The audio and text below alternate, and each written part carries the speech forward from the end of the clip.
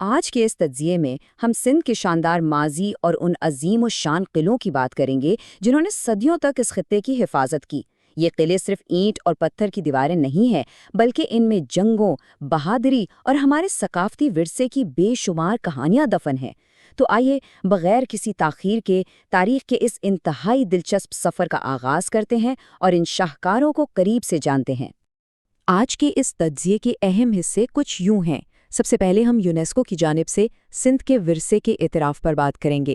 اس کے بعد کوٹ ڈجی کی شاندار تالپور طرز تعمیر، صحرائے تھر کے دروازے یعنی نوکوٹ قلعے، مغلیہ تاریخ سے جڑے عمر کوٹ اور پھر سندھ کی عظیم دیوار رانی کوٹ کا جائزہ لیں گے۔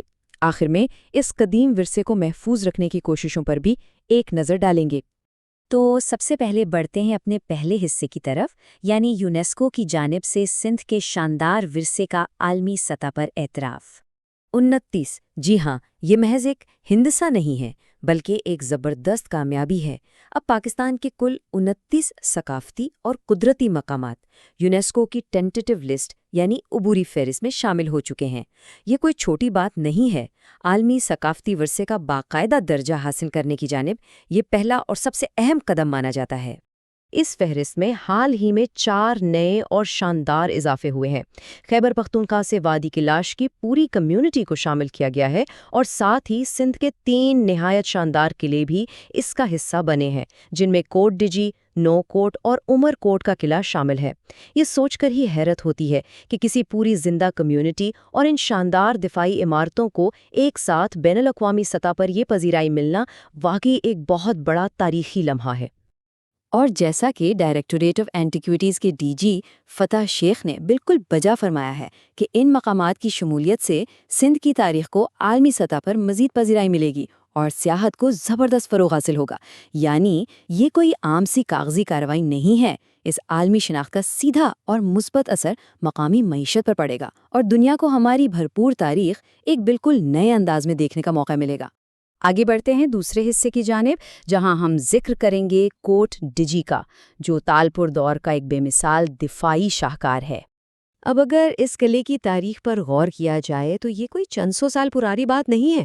ویسے تو میر سہراب خان تالپور نے 1785 میں اس کی باقاعدہ تعمیر شروع کی اور 1795 میں اسے مکمل کیا، لیکن حیران کن بات یہ ہے کہ جس پہاڑی پر یہ کھڑا ہے اس کی جڑیں 2800 قبل مسیح یعنی ہڑپا کی تہذیب تک جاتی ہیں۔ بالکل ایسا ہی ہے جیسے ایک ہی مقام پر ہزاروں سال کی تاریخ تہ در تہ دفن ہو۔ دفاعی حکمت عملی کے لحاظ سے کوٹ ڈجی واقعی ایک ماسٹر پیس تھا۔ اس کے مرکزی دروازے مضبوط لکڑی کے بنے ہوئے ہیں، جن پر لوہے کی بہت بڑی اور نوکدار کیلیں باہر کی طرف نکلی ہوئی ہیں۔ اس کا مقصد کیا تھا؟ مقصد بالکل صاف تھا کہ دشمن کی فوج کے ہاتھی کسی بھی صورت ان دروازوں کو ٹکر مار کر نہ توڑ سکیں۔ یہ واقعی اس دور کی ایک کمال کی جنگی حکمت عملی تھی۔ اور کوٹ ڈیجی کا ذکر ہو اور اس کی مشہور مریم توپ کی بات نہ ہو، ایسا تو ہو ہی نہیں سکتا۔ یہ بھاری بھرکم توپ اصل میں پرتگال کا بادشاہ لایا تھا، جو بعد میں روڑھی کے قریب دریائے سندھ پر رہ گئی۔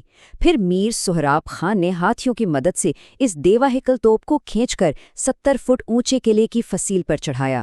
تاریخ کے یہ انوکھے ملاپ ہی تو ہیں جو اس قلعے کی کہانی کو اتنا پراسرار اور دلچسپ بناتے ہیں۔ اب ہم چلتے ہیں اپنے تیسرے حصے کی طرف اور بات کرتے ہیں نو کوٹ قلعے کی، جسے صحرائے تھر کا دروازہ بھی کہا جاتا ہے۔ 8 لاکھ روپے! جی ہاں، 18ویں صدی کے اواخر میں جب میر علی مراد خان تالپور نے باغیوں کو روکنے کے لیے اس قلعے کی بنیاد رکھی تو اس پر اس وقت کے حساب سے 8 لاکھ روپے سے بھی زیادہ کی لاگت آئی تھی۔ یہ اندازہ لگانا مشکل نہیں کہ اس دور میں یہ کتنی خطیر رقم رہی ہوگی۔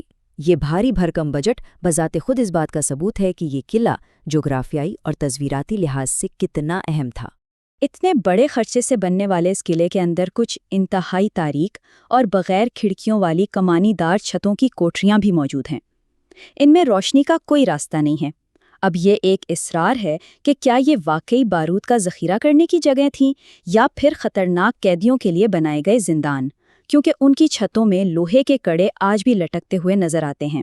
یہ تاریک پہلو اس تاریخی عمارت میں ایک عجیب سی ہیبت کا اضافہ کر دیتا ہے۔ ہمارا چوتھا حصہ ہمیں لے جاتا ہے ایک اور انتہائی اہم مقام پر، یعنی عمر کوٹ، جس کا مغلیہ سلطنت کے ساتھ ایک بہت گہرا اور تاریخی تعلق ہے۔ عمر کوٹ کوئی عام قلعہ نہیں ہے۔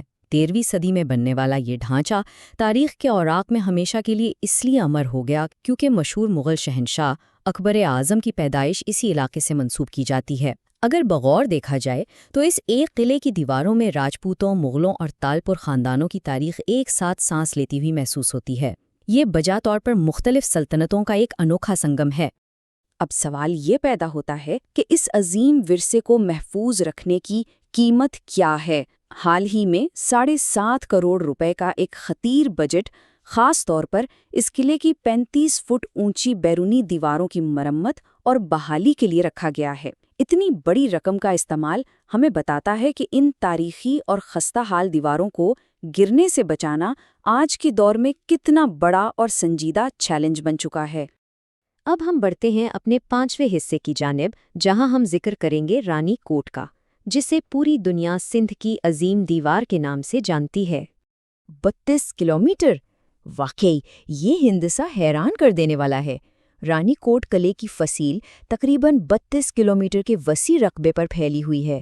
یہ محض ایک عمارت نہیں ہے، بلکہ چین کی عظیم دیوار کی طرح پہاڑوں کی چوٹیوں اور وادیوں کے درمیان بل کھاتا ہوا ایک پورا دفاعی نظام ہے، اور یہی بے پناہ وسعت اسے دنیا کا سب سے بڑا قلعہ بناتی ہے۔ اور اس کی تاریخ تو اس کے حیرت انگیز سائز سے بھی زیادہ پراسرار ہے۔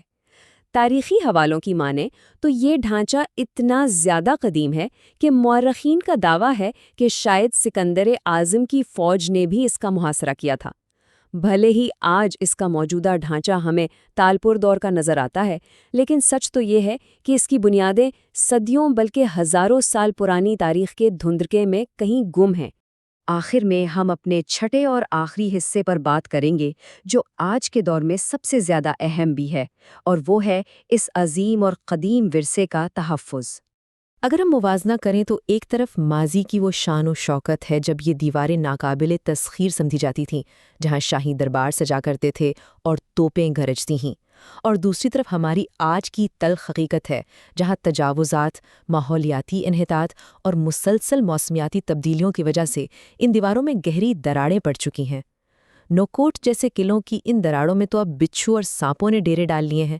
یہ واقعی خاموش لیکن بہت تیز تباہی ہے۔ لیکن ٹھہریے، سب کچھ ختم نہیں ہوا۔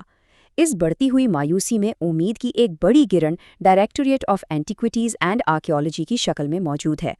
ان کا مشن صرف پرانی عمارتوں پر نظر رکھنا نہیں ہے، بلکہ باقاعدہ سائنسی بنیادوں پر ان کا تحفظ اور بحالی، آثار قدیمہ کی مزید کھدائی، عوام میں شعور بیدار کرنا، ثقافتی سیاحت کو فروغ دینا اور ورثے کے تحفظ کے قوانین کو سختی سے نافذ کرنا شامل ہے۔